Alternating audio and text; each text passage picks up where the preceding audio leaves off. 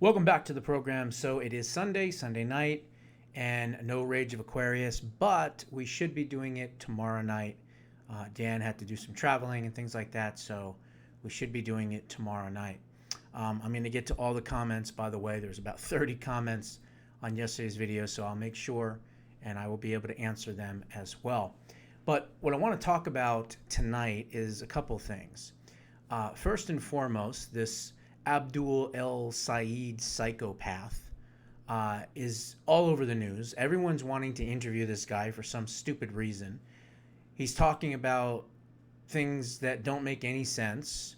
He's saying things like President Trump and Melania Trump are having issues in their marriage, all because President Trump was brave enough to post an image on Truth Social of him and Melania dressed up in nice suits, tuxedos, whatever, probably at Mar-a-Lago doing some type of event, next to the goat humper and his hijab-wearing wife in what looked like a diner or some type of shitty little restaurant or something. And it basically was like, hey, this is your choice, two different Americas, okay? But more than that, he's been saying other crazy things. There is now tape on him talking about, defunding the police, which, again, he's now denying that he ever did or did he say, and things like that. So there's a lot of stuff going on. I'm going to show you or have you listen to one of the clips here. But like I said, these people are all tied to terrorist organizations. And the White House just put out this. Let me see if I can get this thing going. Where he talks about, among other things, abolishing ICE, like I said. He talks about an extreme wealth tax. He talks about transforming the Supreme Court. And, of course, impeaching Trump and some other things as well. I'm kind of thinking, and again, let's hope and pray it doesn't happen. But I'm thinking that because it didn't work the first time and it didn't work the second time, and there was so much political pushback from it and it hurt the Democrats so much, I think they're saying that if you vote for us, we'll impeach Trump. But I don't think they'd actually do it again. I just don't. Because they know how bad of a look it was. And here's the thing. If they tried to do it again, then the media and everybody else would be like, oh, so you're just, spiteful, mean idiots that can't win. And now that you're in power, you just have to go after your political enemies, right? That's what I think would happen. And I think that some of the people in the Democrat leadership, and again, I don't want this to happen. I'm not saying this is going to happen. But if, God forbid, they were able to somehow get back in power, I don't think that that they would go out and do impeachments. What I do think they would do, and I know they would do, is they would go after, as all communists do, any organization, any business, anyone that was involved with the Trump administration. They will go after them, guaranteed. Why? Because they're communists. That's why. So let me play this this little clip here. Let's see here. Where is it? Right here. And let me turn the volume up so you guys can hear it. But this is who the real, okay, Abdul El Sayid scumbag really is. I believe that we do need to defund the police. I actually believe in court reform, right? In Supreme Court reform. I believe in Supreme Court reform, he said. See, they always use these buzzwords like reform so that people that don't understand can go, oh, well, reform, that just means to change something, right? No, it means to gut the Supreme Court. It means to add as many Marxist radical Islamists possible onto the court so that the normal thinking people on the court are drowned out. Then it's no longer judicial gnats, okay? Right now it's judicial gnats. These are the judges that get involved and they step in, they try to stop things like the ballroom and all that. This is judicial gnats. But God forbid, if they were to expand the court, it ain't judicial gnats anymore, okay? It's the end of the country. The president should get 3 appointments.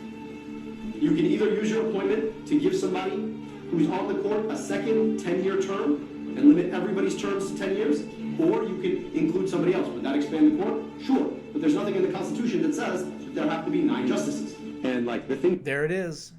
There's nothing in the Constitution, he's correct, that says there has to be 9 justices. Now, again, the Supreme Court Act many years ago, it came to 9, right? And so they've been trying to expand it for the longest time. Now, one thing I actually agree with him on is term limits for the Supreme Court, especially if radical scumbags like this are able to get on it. But as I always say, politicians of all stripes are like dirty diapers. Eventually, they start to stink and they need to be changed. Things that I actually look at on Instagram, right? Of course, we get served that on their For You page. But then, like, every third video that scrolls on its own is going to be some OnlyFans model. I think the foundational issue here is we need to start taxing billionaire wealth, right? Taxing billionaire wealth. Yeah, that's real smart. And when you tax billionaire wealth, you disincentivize the accumulation of wealth. If you cannot... You disincentivize the accumulation of wealth. I want you to listen to that one more time, because this is the true communist Islamist, okay? This is what he says. Disincentivize the accumulation of wealth. If you can... Disincentivize the accumulation of wealth. Well, what is capitalism? Accumulation of wealth. It's also working hard. It's also doing things right, not illegal. And it's building a business. And there's nothing wrong with that. And if someone's a millionaire or a billionaire, God bless them. They did whatever they did, as long as they did it legally, good. You should be able to keep that money. Hey, if you want to be philanthropic and you want to give it to some charities, hey, that's on you. That makes you a better person. Okay, fine, whatever. But to say that we should disincentivize people from being successful, that's what this sick bastard just said. Cannot stand for trans rights. Do not be surprised when they come for your rights. I look for... If you can't stand for trans rights, don't be surprised when we come for your rights. Listen to this radical shit. If you cannot stand for trans rights, do not be surprised when they come for your rights. I look forward to pushing forward legislation that would preempt localities from participating with ICE. We've also got to make sure that in this state, we are not discriminating by documentation status. Right now, if you're undocumented... Discrimination by documentation status? What the hell is this asshole talking about? If you're undocumented, it's not discrimination. It's illegal aliens. I don't understand what the hell he's even talking about. You don't get access to a driver's license, so you're stuck. You don't get access to a lot of the basic things the state offers everybody else. And I think... Yeah, and you shouldn't if you're an illegal alien. You should be deported. That's ridiculous. And so we've got to stop discriminating that way. There is no reforming. There is no retraining. There is only abolishing ICE. Fuck ICE. That you can't reform ICE. You can't retrain ICE. You have to abolish ICE. It was a bad experiment. It's been weaponized to do the worst things. And I think we need to abolish it and start from scratch. I think you should be impeached. I do. Start from scratch. Okay. Let's say Mr. Sayid here has an idea.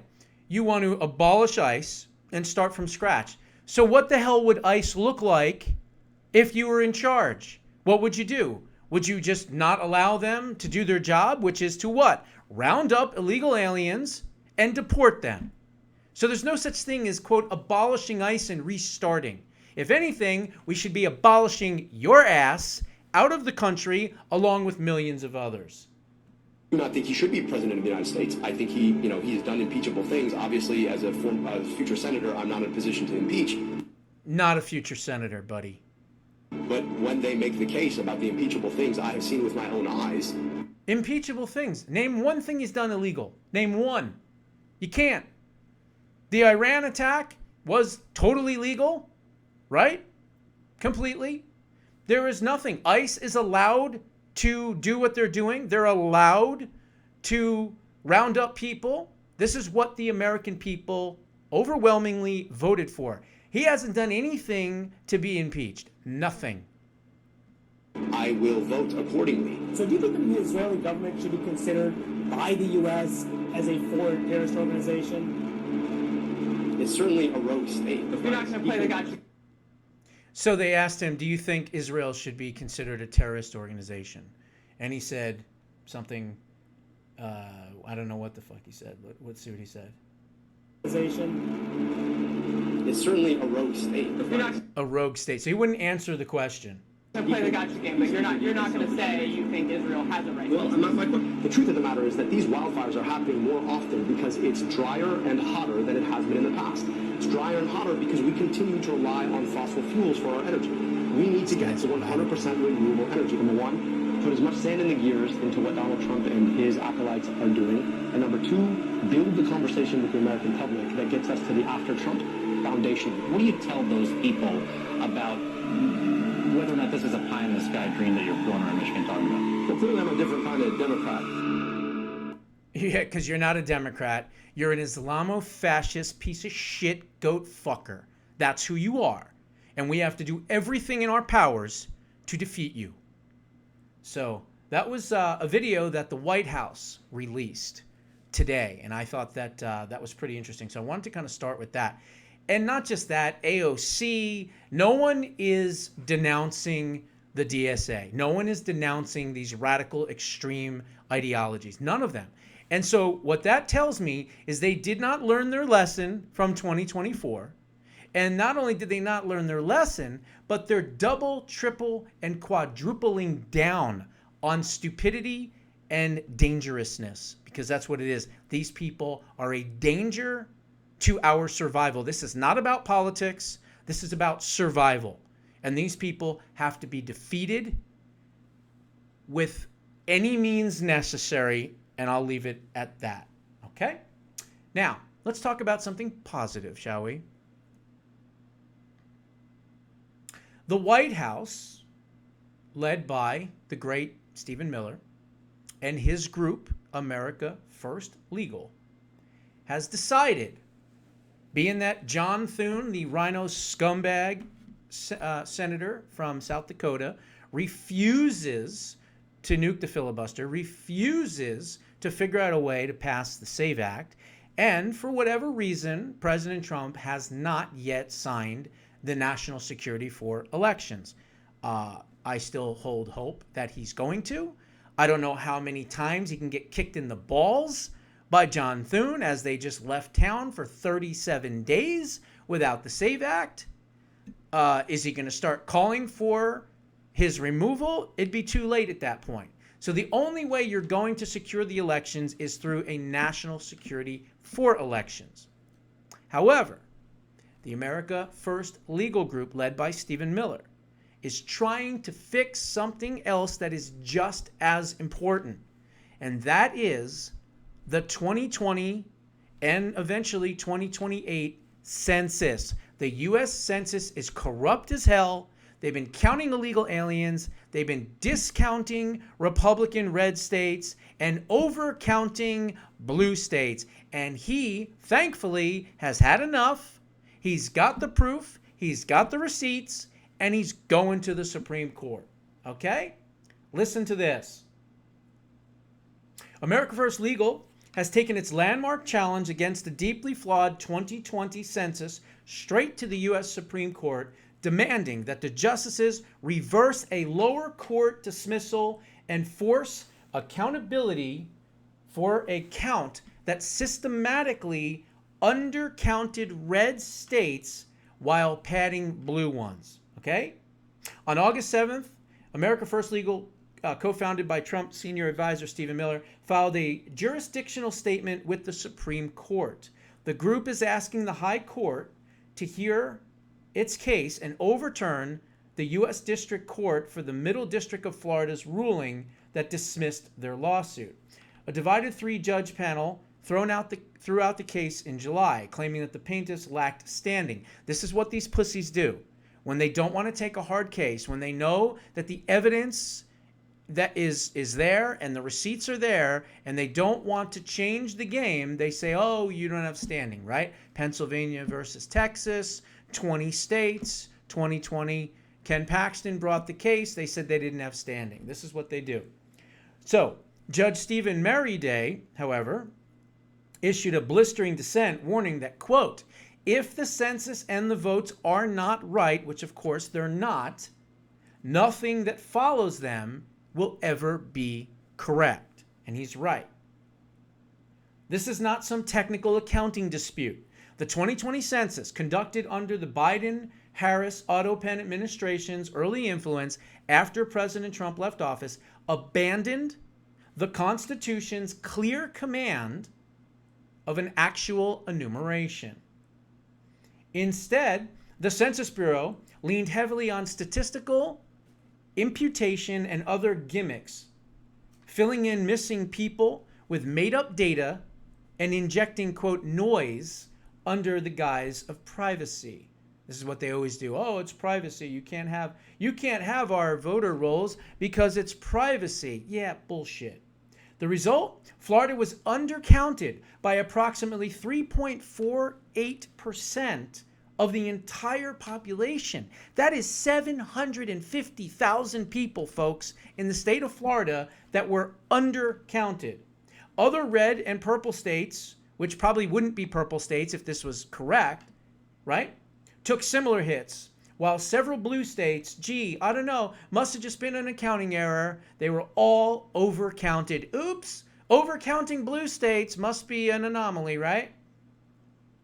These distortions directly translated into lost congressional seats and electoral college votes for Republican-leaning states. They have been cheating on the fucking census for so long that they have denied us more electoral votes and, more importantly, more congressional seats. Thank God the redistricting decision getting rid of Section 2 of the Voting Rights Act came through, and Alito, saved our ass, because now we're able to get more of those seats that should have been ours to begin with, and this is what this census lawsuit is all about. These distortions directly translated into lost congressional seats and electoral college votes for Republican-leaning states. Florida, already a powerhouse of growth and Trump support, was shortchanged representation. Blue strongholds in the Northeast, the areas of the country where there's literally not a Republican representative. That's correct. There's, 7 or 8 blue states in the Northeast. We've seen it. I've shown it to you before. There's no Republicans in Congress in any of those states. Massachusetts, some of the other states, Vermont, I don't know. There's a bunch of them. So then it says this. AFL, America First Legal, has repeatedly documented the Bureau's own data showed nearly 11 million people were impugned, almost double the 2010 figure, while real Americans in growing red states were completely uncounted. The Constitution calls for an actual enumeration of the people so that Congress can accurately allocate representatives among the states. The Census Bureau failed in 2020 to complete this count, said Emily Percival, senior counsel at America First Legal. We are asking the Supreme Court to step in and to hold the Bureau to these constitutional standards. Americans deserve to have their voices heard through accurate representation in Congress.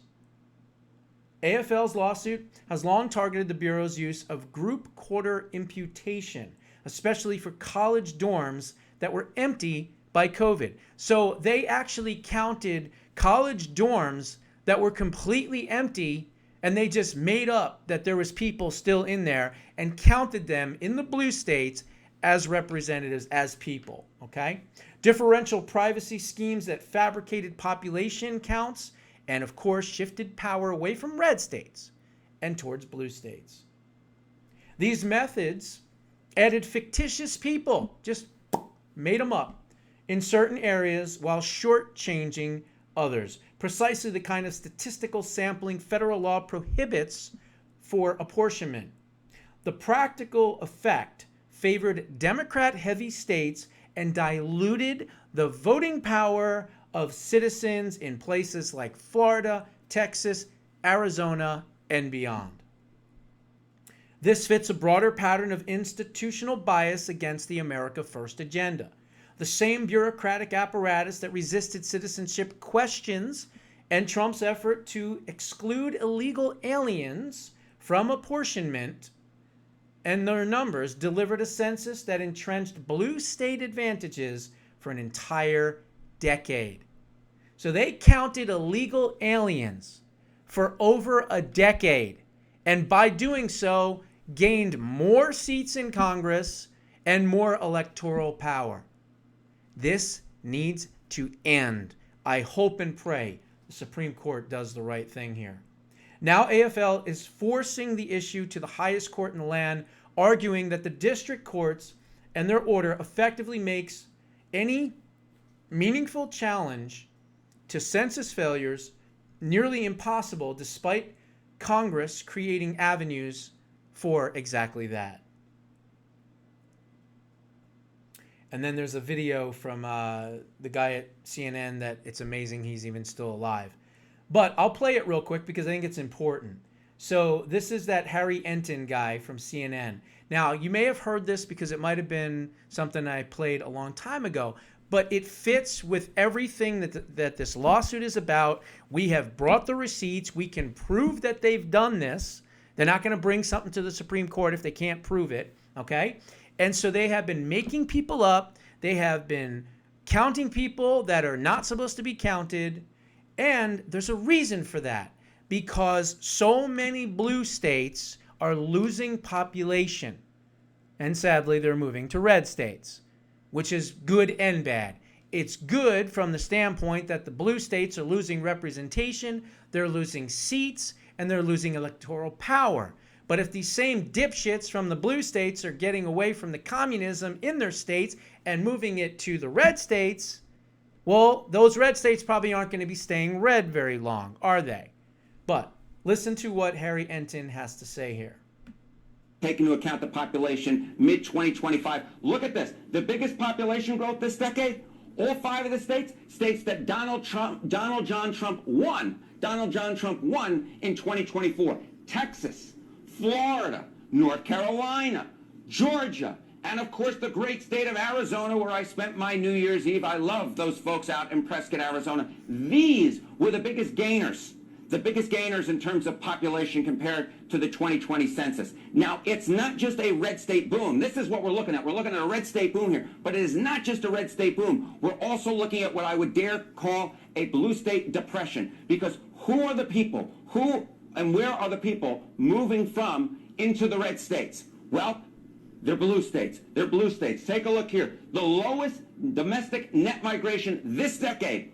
All 5 of the states that were won by Kamala Harris in 2024. Look at this. California, Harris's home state. New York, where I'm coming from right now, of course. Illinois, New Jersey, and of course the great Commonwealth of Massachusetts. So that's the problem. So yes, these blue states, California, New York, Illinois, New Jersey, Massachusetts, yes, people are leaving because they're tired of high taxes, they're tired of the crime, they're tired of the socialism, they're tired of all of it. But the question is, when they are moving to the red states, are they leaving their politics back, or are they coming here to the red states and fucking them up by voting to turn them blue? Now, I don't know what percentage they are. Maybe it's 15 to 20%, or maybe it's 25 or 30% of these blue state people that are moving out are going to continue to vote blue in red states. And if we're lucky, maybe it's 55-60% of these people coming from the blue states into the red states that are actually going to become Republicans and continue to vote red. Maybe they're just nomads, which is sad, and I've said that before. I feel really bad for people that are stuck in blue states. Maybe they're hardcore conservative, red to the core conservatives that are leaving. Maybe, I don't know. And they're coming into the red states to make them redder. Now, in a perfect world, that would be the ideal situation. But we have to be realistic here, okay? A lot of people are stupid. Well, I don't like the high taxes. I don't like the crime. But now I'm in Texas, so let me vote for Democrats, right? Like, they're just stupid. There's a lot of people in this country that are fucking stupid. And so that's what you don't know. But here's the rest of it. which is a bastion of blue liberalism. These are the states that folks in the United States are moving away from and into the red states, which is propelling a red state boom. Now, this is interesting, right? But it could also have major political ramifications if it holds for 2030, the next census. Because take a look here. If, in fact, the 2025 population shifts hold for the 2030 census, look at this. Look at the House seat shifts by state. Remember, of course, we apportion the number of House seats depending on the population in each state. If, in fact, the 2025 population shifts hold for 2030, states that Kamala Harris won, they would lose. They would lose 7 seats in the United States House of Representatives. The states that Donald Trump won in 2024, they would gain 7 seats. So let's put that into perspective. So these blue people, these people that are stuck in blue states, maybe they're Republicans, let's hope they are, they're moving into the red states. So that means that apportionment for the blue states is going to go down. They're going to lose more House seats, and they're going to lose electoral votes because the population is shrinking, correct? Now, let's keep in mind that we ended up getting a net of about, it wasn't quite 20 or 18 or 19 or somewhere in that. I think it was somewhere around 14 seats, which is not as good as we were hoping for because we had some chicken shits in South Carolina and chicken shits in Indiana, right? Chicken shits in Georgia. So we had rhinos stepping in and stopping, or we could have had 22, 24, 25, 26 extra seats, right? So let's just say what we have, which is about 14 seats for this midterm. So add that 14 to the 7, and you're already at 21. Now, some of these states like Georgia, Indiana, South Carolina, they've all said that they're going to do it in 2028. And not just them, but other states are also going to redistrict in 2028 as well. Now, granted, blue states will do the same thing, but there's more red states, clearly, right? So we'll be able to kind of change this balance, hopefully pretty soon. But let's not forget, we have a communist DSA invasion that is taking over the entire Democratic Party. We have to defeat them. We've got to make sure that the independents wake up and just do not vote for these Democrats. And if they don't do that and they lose, well, then we're really going to be in a good shape, in a good position for 2028. But even so, the 14 that we got now plus the 7, you're already at 21, okay? Now, this isn't just about the House of Representatives, right? It's also about the Electoral College, because the number of electoral votes that each state gets is equal to the number of senators. Each state, of course, has 2, plus the number of House seats that they have. So what would this mean for the House of Representatives? Well, if you remember back in 2024, right, it was all about, we were talking about the blue wall. If Kamala Harris could win the baseline Democratic states and then add in the blue wall states of Michigan, the Commonwealth of Pennsylvania, and Wisconsin, she would get to 270 electoral votes. But if all of a sudden we, in fact, have applying the 2025 estimates, the population estimates, to the Electoral College. That was the end of it? I thought there was more to that clip. Anyway, what they said is that they will lose and they will be under 270 clearly, because they will lose electoral votes. So in other words, you could have a state like California that I believe has 55 electoral votes. Well, when you don't count the illegal aliens and you win this at the Supreme Court and you realize that there are so many congressional districts in blue states that should not even be in existence, what's going to happen? You're going to lower, right? You're going to lower the overall electoral power. So you could have a state that may have 55 electoral votes like California drop down to 46. You could have a state like, let's say, I'm trying to look at the map here. Michigan, that has 15, drop down to, let's say, 13. Okay? You could have a state like Wisconsin, for instance, that has 10, drop down to 8. right? So that's why I'm saying this lawsuit from America First Legal is huge, okay? It is huge. And it's going to go to the Supreme Court. It's probably, I don't know when they're going to dock it. Hopefully they do. Hopefully they don't kick it. That would suck. But I think they're going to do it because they understand that you cannot count illegal aliens, number one. And number two, that they've been doing it for so long that if we're going to have a constitution, if we're going to have law and order, then they have to correct it. And look, they got rid of Section 2 of the Voting Rights Act, and we weren't sure they were going to do that, and they did. So let's just pray that the Supreme Court does the right thing, because if they do, we're going to be in phenomenal shape for 2028. Those are my thoughts. What are yours? Put them down in the comments below. We'll see you in the next one.